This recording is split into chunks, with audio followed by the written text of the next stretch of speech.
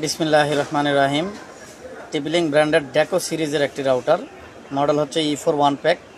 এই রাউটারটি হচ্ছে AC 1200 Mbps dual band নন gigabit router. এই রাউটারটিতে দুইটি পোর্ট ইউজ করা হয়েছে, একটি হচ্ছে ইনপুট আর একটি হচ্ছে আউটপুট। এই রাউটারটি আপনারা হচ্ছে এটার সাথে আরও 9টি আপনারা কানেক্ট করতে পারবেন।